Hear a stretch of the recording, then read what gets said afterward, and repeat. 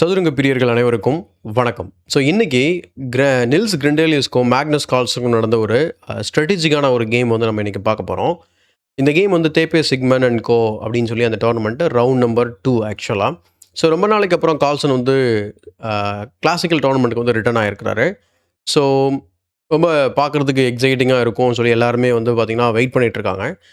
எப்படி விளையாடுவார் அப்படின்னு சொல்லிட்டு அர்ஜுனோட ஒரு கேம் வந்து ட்ரா பண்ணியிருக்காரு. அண்ட் செகண்ட் ரவுண்டில் வந்து பார்த்தீங்கன்னா நில்ஸ் கிரிண்டேலியஸோட ஒரு ஃபென்டாஸ்டிக்கான ஒரு கேம் ஆடிருக்காரு. ஸோ அதான் நம்ம இன்றைக்கி பார்க்க போகிறோம். இந்த கேமை பார்க்கறதுக்கு முன்னாடி ஒரு ரெக்வஸ்ட் என்ன அப்படின்னா, நீங்கள் சப்ஸ்கிரைப் பண்ணாமல் வீடியோஸ்லாம் பார்த்துருக்கீங்க அப்படின்னா சப்ஸ்கிரைப் பண்ணிட்டு பெல் பட்டனை ப்ரெஸ் பண்ணி வச்சுக்கோங்க. அண்ட் இன்னொரு முக்கியமான விஷயம் என்ன அப்படின்னா, நம்ம எவ்ரி மந்த் நம்ம சதுரங்க சாணக்கியன் செஸ் அகாடமியில் multiple patches, beginner level, intermediate level and then advance level, இந்த மாதிரி நம்ம மல்டிபிள் பேட்சஸ் வந்து நம்ம க்ரியேட் பண்ணிகிட்ருக்கோம். ப்ளஸ் இது போக 1-on-1 கிளாஸஸும் வந்து ப்ரொஃபஷனல் கோச்சிங்காக நம்ம பண்ணிகிட்ருக்கோம். ஸோ இன்ட்ரெஸ்ட்டாக இருந்தாக்கா இந்த நம்பருக்கு நீங்கள் கால் பண்ணுங்கள். ஸோ இப்போ இந்த கேமை பார்க்கலாம் வாங்க. ஸோ இப்போது கேம் வந்து நம்ம ஆக்சுவலாக வந்து நில்ஸ் கிரிண்டேலியஸ் பக்கம் இருந்து பார்க்குறத விட கார்ல்சனோட பக்கம் இருந்து பார்க்குறது பெஸ்ட்டு. ஸோ நம்ம வந்து கேம் வந்து அவரோட பக்கம் இருந்து பார்ப்போம். ஸோ கேம் வந்து அவர் D4 ஓப்பன் பண்ணுறாரு. ஓப்பனிங் வைஸ் நம்ம இங்கே என்ன பார்க்க போகிறோம் அப்படிங்கிறத பார்ப்போம். So knight F6. ஸோ சிம்பிளான ஒரு King's Indian setup or Indian defence செட்டப்பில் போகுது. C4, E6 and then night C3. இங்கே வந்து பிஷப் B4. ஆக்சுவலாக நில்ஸ் வந்து இதை பிஷப் B4 ஆடுவார்னு சொல்லிட்டு எதிர்பார்த்து விளையாடினாரா தெரியல. பட் ஆனால் கார்ல்சன் வந்து பழைய வெப்பன் எடுக்கிறாரு, பெனோனி டிஃபென்ஸ். ஸோ C5க்கு இது வந்து பெனோனியாக மாறிடும். So D5, E into D5, அடுத்து C takes D5 and then D6. So இது வந்து பெனோனி ஸ்ட்ரக்சர் அல்லது பெனோனி டிஃபென்ஸ் இந்த மாதிரி சொல்லுவாங்க. ஸோ ஐடியா என்ன அப்படின்னா, இந்த ஒரு பேக்வர்ட் பானை வச்சுக்கிட்டு டெம்பரரியாக சென்டரை லாக் பண்ணிவிட்டு கிங் சைடில் வந்து பார்த்திங்கன்னா F1 அட்வான்ஸ் பண்ணி பிளாக் வந்து அட்டாக் பண்ண ட்ரை பண்ணுவார்.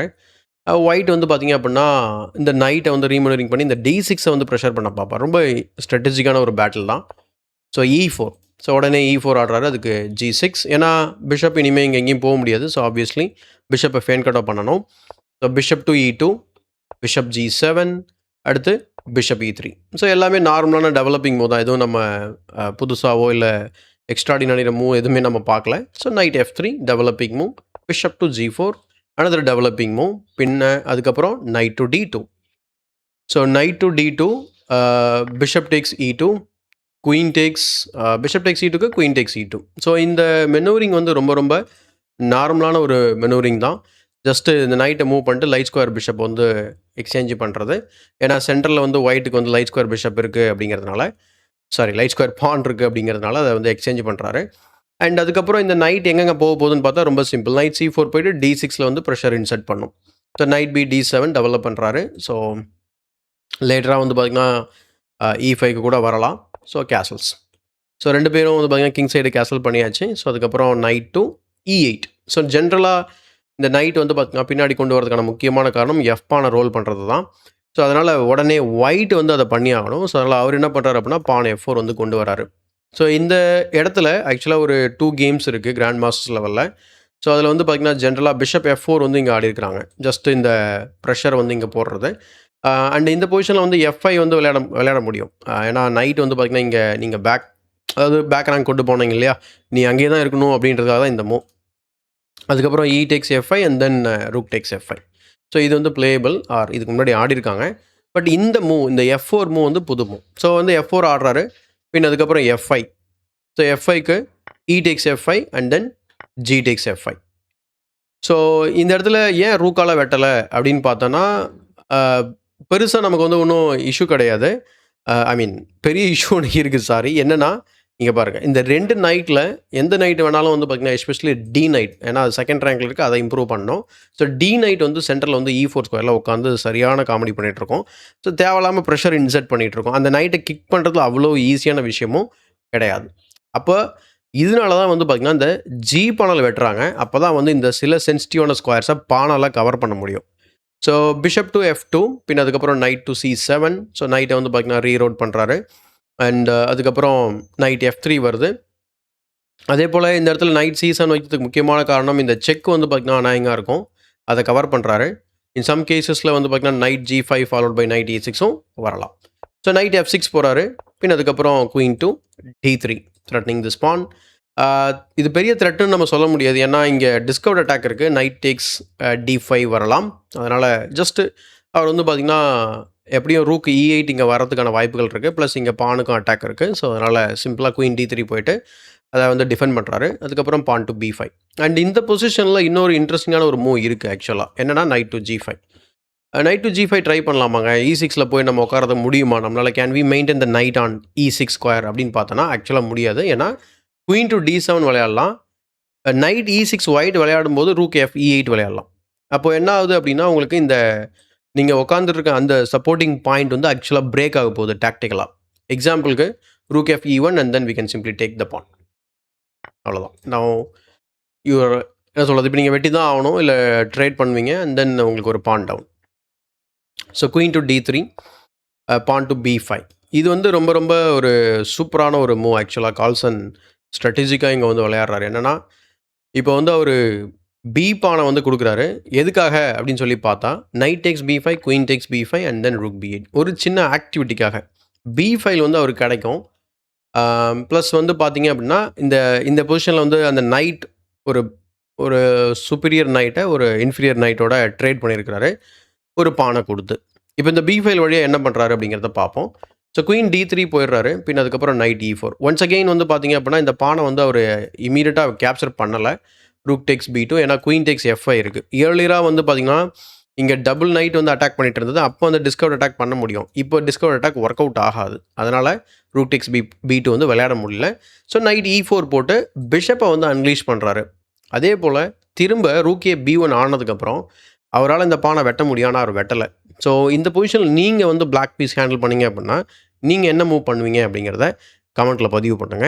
ஸோ கால்சன் வந்து இந்த பானை குடுத்தது திரும்ப எடுத்துக்கிறதுக்காக மட்டும் கிடையாது. அதே நேரத்தில பீஸை வந்து பார்த்தீங்கன்னா, இம்ப்ரூவ்மென்ட் பண்ணணும், பெட்டர் ஆக்கணும் அப்படின்றதுக்காகவும் தான். எக்ஸாம்பிளுக்கு இந்த இடத்துல ஒரு கேம் வந்து பார்த்தீங்கன்னா, ரூக் டேக்ஸ் B2 ஆடுறதுக்கு பதிலா அவர் என்ன பண்றாரு அப்படின்னா, குயின் A5 விளையாடுறாரு. So involving all the piece plus A2 pressure பண்றாரு. ஸோ குயின் வந்து பார்த்தீங்கன்னா, குயின் சைட்ல இருக்கக்கூடிய சில வீக்னஸஸ வந்து கவரும் பண்ணுது. ஸோ இதுக்கு வந்து பார்த்தீங்கன்னா, நைட் டூ G5 விளையாடுறாரு நில்ஸ் கிரிண்டேலியஸ். ஸோ ஒயிட் வந்து ஒரு பான் அப்ல இருந்தாலும், ஆக்டிவிட்டினால வந்து பார்த்தீங்கன்னா, கம்ப்யூட்டரோ இல்ல வந்து பார்த்தீங்கன்னா, உங்களுக்கு அந்த இவால்யூஷன் பார்ன்னு சொல்லக்கூடியது உங்களுக்கு தெரியும். பிளாக்க தான் வந்து அது பிரிஃபர் பண்ணுது. ஸோ இங்க வந்து இந்த நைட் ரொம்ப சென்ட்ரலைஸ்டா இருக்கு அப்படிங்கிறதுனால, அத சேலஞ்ச் பண்றதுக்காக அவர் என்ன பண்றாரு, நைட் டூ G5 வந்து விளையாடுறாரு. அதுக்கு கால்சன் வந்து குயின் டூ D2 விளையாடுறாரு. என்னன்னா, நீங்க குயின் ட்ரேட் பண்ணீங்கன்னா, ஃபோர்க்ல மாட்டிப்பீங்க. அதனால அவர் பண்ண முடியாது. ஸோ ஃபர்ஸ்ட் அவர் என்ன பண்றாரு அப்படின்னா, குயின வந்து H3 போறாரு. ஸோ குயின் வந்து H3 போறாரு. இப்போ குயின் முன்னாடி வந்து பார்த்தீங்கன்னா, கிட்டத்தட்ட நெறைய விஷயங்கள் பண்ணிட்டு இருந்தது. D3ல இருந்துகிட்டு. ஸோ நெறையா ஸ்கொயர்ஸ கண்ட்ரோல் பண்ணுச்சு. அஃபென்சிவாவும் இருக்கு, டிஃபென்சிவாவும் இருக்கு. இப்போ ஆனா குயின் வந்து பார்த்தீங்கன்னா, ஒரு மாரி கார்னர்ல போயிருக்கு. இதனால இந்த பொசிஷன்ல அவர் கால்சன் என்ன பண்றாரு அப்படின்னா, ஃபர்ஸ்ட் நைட்ட ட்ரேட் பண்றாரு. So night into G5, F into G5 and then rook tax B2 finally. Rook tax B2 and ஆமா. இதுக்கு முன்னாடி ஒரு லைன்ல நம்ம ரூக் டேக்ஸ் B2 பார்த்துட்டு இருந்தோம்.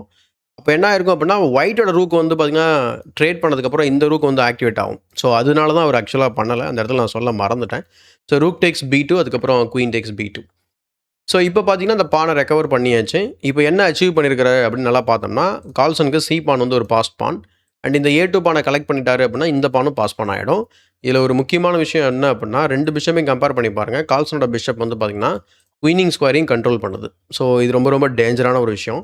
ஸோ இதுக்கப்புறம் இன்னொரு விஷயத்த நீங்க நோட் பண்ணீங்க அப்படின்னா, நில்ஸ் கிரிண்டேலியஸ்க்கு வந்து பார்த்தீங்கன்னா, டைம் பிரஷர் வர்றத உங்களால பார்க்க முடியும். ஏன்னா, அவருக்கு 12 மினிட்ஸ் இருக்கு. கால்சனுக்கு 38 மினிட்ஸ் சாலிடா வச்சிருக்காரு. ஸோ குயின் டூ H5 போறாரு. ஐடியா என்னன்னா, G6 வந்து புஷ் பண்ண பார்க்குறாரு. அதுக்கப்புறம் ஏதாவது த்ரெட்ஸ் கிரியேட் பண்ணலாம் அப்படின்ட்டு. ஸோ குயின் H5 அதேபோல இந்த இடத்துல குயின் H5 வந்து கிட்டத்தட்ட ஒரு லூசிங் மூவா பார்க்கப்படுது. அண்ட் அதுக்கப்புறம் கால்சன் இந்த பான கலெக்ட் பண்ணிடுறாரு. நான் ஏற்கனவே மென்ஷன் பண்ண மாரி, இப்ப கால்சனுக்கு வந்து 2 பாஸ் பான் இருக்கு. அண்ட் அதில ஒரு பாஸ் பான் வந்து பார்த்தீங்கன்னா, ரெடிமேடா வந்து பார்த்தீங்கன்னா, அது தடுக்கவே முடியாத மாரியான ஒரு சிச்சுவேஷன்ல இருக்கு. அதனால இந்த மூவ் வந்து பார்த்தீங்கன்னா, கிட்டத்தட்ட ஒரு லூசிங் மிஸ்டேக். ஓகேங்களா? ஸோ அப்ப சரியான மூவ் என்னவா இருக்கும்? அப்ப என்ன பண்ணியிருக்கலாம் white? Any chance for white அப்படின்னு பார்த்தா, queen two B3. So queen B3 ஆடணும் அப்படின்னா, குயின் ட்ரேட் பண்ணுவாரு. குயின் ட்ரேட் பண்ணதுக்கப்புறம் A takes B3 and then rook to B8 and then bishop to G3 counter attack. அதேபோல இந்த கவுண்டர் அட்டாக் வரக்கூடாது அப்படின்னு நம்ம நெனச்சோம் அப்படின்னா, இந்த பொசிஷன்ல ரூக் B8க்கு ரூக் B8 அல்லது இந்த இடத்துல பிஷப் E5 கூட வைக்கலாம் ஃபர்ஸ்ட்டு. பிஷப் E5 வச்சுட்டோம் அப்படின்னா, தென் அதுக்கப்புறம் நம்ம ரூக் B8 வந்து ப்ரிப்பேர் பண்ணிட்டு, இந்த பான்ஸ் அட்வான்ஸ் பண்ணலாம். ஆர் இந்த பான கூட அட்வான்ஸ் பண்ணி டாக்டிக்கலா இத சேலஞ்ச் பண்ணலாம். In case of rook B1. அதே நம்ம டைரக்ட்டா பண்ணலாம். பட் இந்த ஒரு அட்டாக் வரும். Check, king H1 and then rook takes B3 is playable. இதுவுமே வின்னிங் தான். பட் ஆனா அவருக்கு இந்த பாஸ் பான் குடுக்கணுமா? அப்படிங்கிறது அடுத்த கேள்வி. ஸோ குயின் H5 விளையாடுறாரு. அதுக்கப்புறம் queen takes A2. So now Carlsen is up pawn. Reverse ஆயிடுச்சு இப்போ. ஸோ G6 போடுறாரு. G6க்கு அவர் H6 தான் போடுறாரு. இத வெட்டல. ஏன் வெட்டல அப்படின்னு கேட்டீங்கன்னா, ரொம்ப சிம்பிள். குயின் இன்டு G6க்கு அப்புறம் சில தேவையில்லாத செக்ஸ் வரலாம். E6 ஸ்கொயர்ல செக் வரலாம். அந்த செக்கை யூஸ் பண்ணி டெம்போ கெயின் பண்ணி ரூக்கை எங்கேயாவது ஒரு ஓப்பன் ஃபைல் வழியா உள்ள கேம்குள்ள கொண்டு வர வாய்ப்பு இருக்கு. 7th ரேங்க் வந்தான்னா கொஞ்சம் பிரச்சனை ஆகலாம். Example queen takes D5 and then rook E1. All of a sudden வந்து பார்த்தீங்கன்னா, அட்வான்டேஜ் எல்லாம் போன மாரி ஆயிடுது. Example A5 and then H4 H5 or H4 H5 H6ன்னு சொல்லி வரலாம். ப்ளஸ் டைமிங்கில கரெக்டான டைமிங்கில ரூக் டு E7ம் டெட்லியான மூவா இருக்கலாம். ஸோ அதனால அவர் என்ன பண்றாரு அப்படின்னா, பொசிஷன் வந்து அதாவது குயின் வந்து உள்ள வரக்கூடாதுன்னு சொல்லிட்டு அவர் H6 போட்டுறாரு. ஏன்னா பிஷப் தான் இங்க இருக்கு இல்லையா? ஸோ பிஷப் வந்து பார்த்தீங்கன்னா டிஃபென்சிவாவும் இருக்கு. ப்ளஸ் இங்க அஃபென்சிவாவும் இருக்கு. ஸோ குயின் F3 போறாரு. பின் அதுக்கப்புறம் A5. A5க்கு அப்புறம் H4. ஸோ H4 வந்து கம்ப்ளீட்டான லூசிங் மிஸ்டேக்ன்னு சொல்லி சொல்றாங்க. என்ன ரீசன் அப்படின்னு பார்த்தோன்னா, இந்த மூவ் வந்து பார்த்தீங்கன்னா, நம்ம அவரோட பிளான். ஏன்னா இந்த பான் வந்து ஆக்சுவலா தடுக்கவே முடியாது. அதனால அவர் வந்து கிங் சைட்ல அட்டாக் பண்ணலாம் அப்படின்னு நினைக்கிறாரு. பெஸ்ட் ட்ரை வந்து பார்த்தீங்கன்னா, bishop to H4. Suppose A4 போட்டோம் அப்படின்னா, தென் பிஷப் டு E7. இதுதான் ஐடியா.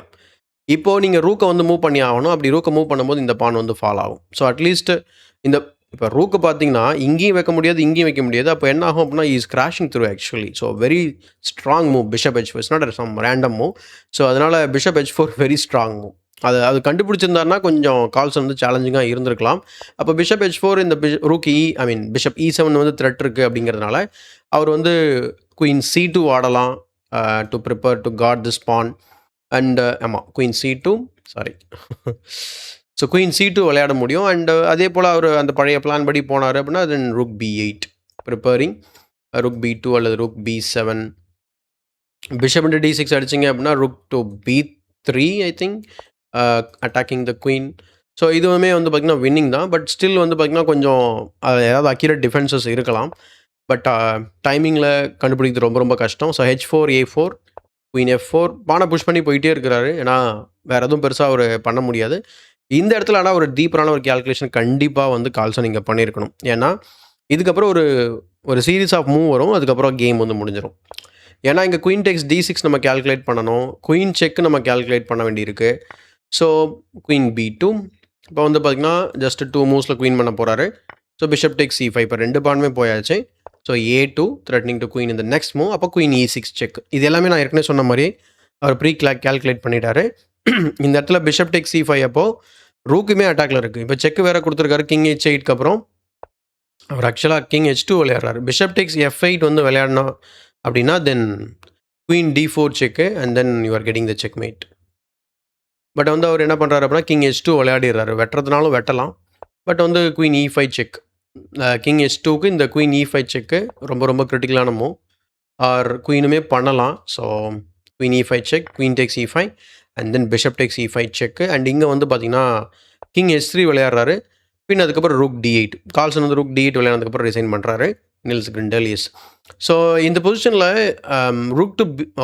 ரூக் டு B8மே விளையாடலாம் சிம்பிளாக. So threatening to play rook B1. But அவர் rook D1 rook to D8 விளையாடுறாரு. இன்கேஸ் இந்த பொசிஷன் நம்ம எப்படி விளையாடுவோம் அப்படின்னு நம்ம கேட்டிங்க அப்படின்னா, இப்போது ஒயிட் தான் விளையாடணும். ஸோ ரூக்கால் வந்து இங்கேயும் போக முடியாது. சரி இந்த பானையாவது காட் பண்ணலாம் அப்படின்னு நீங்கள் இங்கே வந்தீங்க அப்படின்னா தென் சிம்பிளாக நம்ம என்ன பண்ணலாம் அப்படின்னா குயின் ப்ரொமோட் பண்ணிக்கலாம். ஸோ குயின் ப்ரொமோட் பண்ணுவோம். நீங்கள் வெட்டுவீங்க and then you will be rook down. So this is lost. So ரொம்ப சிம்பிளான ஒரு ஸ்ட்ராட்டஜி வந்து யூஸ் பண்ணி கேமை முடிச்சிட்டாரு கால்சன். ஏன்னா பெனோனி ஏன் வந்து இந்த வேர்ல்டு ஓப்பனிங் அப்படின்னு சொன்னேன் அப்படின்னா, ஆக்சுவலாக வேர்ல்டு வெப்பன் சொல்லியிருப்பேன்.